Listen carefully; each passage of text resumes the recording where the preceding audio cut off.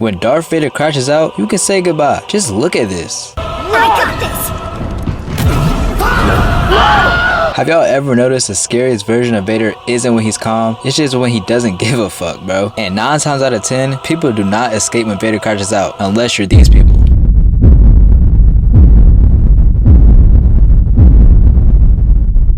So let's break down the top 5 most valid Darth Vader crash outs in Star Wars. Because nah, they wasn't all unreasonable. Crash out number 5. Darth Vader in A New Hope. That man Vader is choking a rebel, asking him, what have you done with those plans? Buddy, he can't talk. You're killing him. But let's keep it a buck. That rebel won't finna snitch anyway. Just listen to him. We intercepted no transmissions.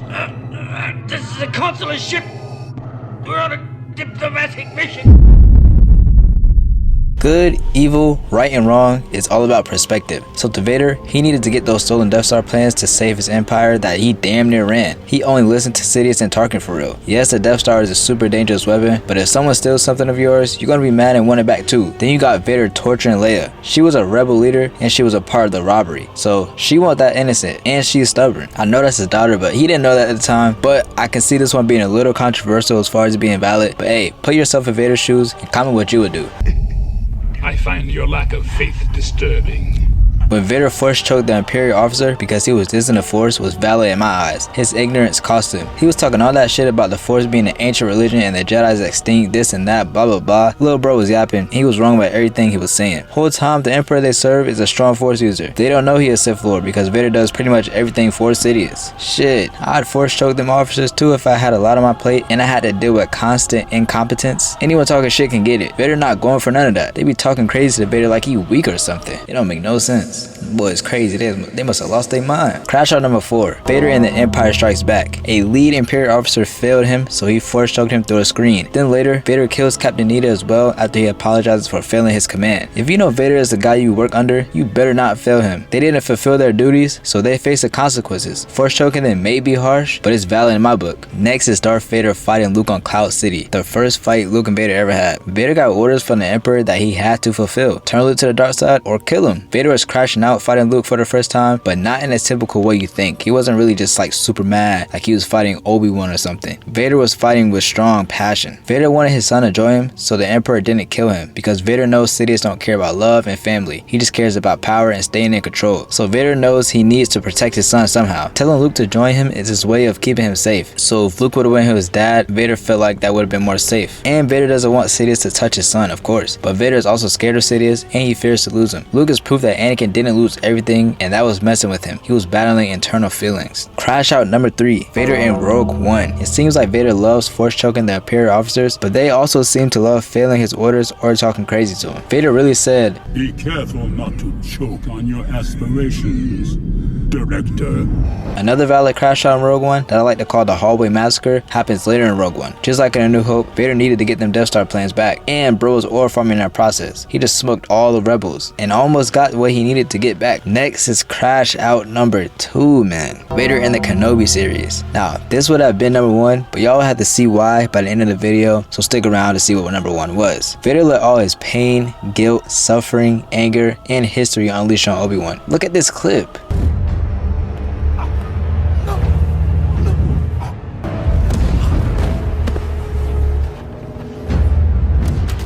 Bro used the Force to choke and kill random villagers to draw out Kenobi. Then Vader had Kenobi run in the first fight. Vader walks Kenobi down most of that fight on some Michael Myers stuff, just chasing him like without even running, looking mad intimidating, like damn nigga, back up. Then in the same fight, Vader drags Obi-Wan through fire, making him burn and suffer like he did him on Mustafar all those years ago. When they meet again and fight for the second time at a Kenobi show, Vader is still on Obi-Wan's ass. That man is in pure rage. Vader is enjoying this revenge, cause look at bro bury Obi-Wan in large rocks. Bro is so happy he don't even know what to do. He don't even want to kill him yet. He just want to make him suffer the same way he made him suffer all these years. But then we all know what happens next.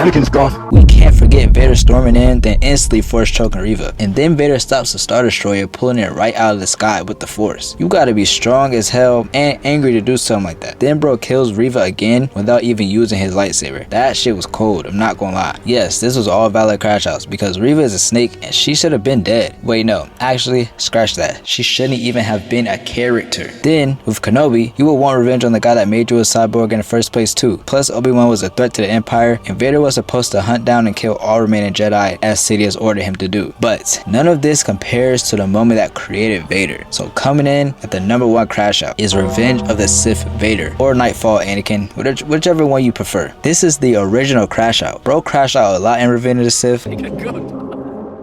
Kill him. He must live! There are too many of them. What are we going to do?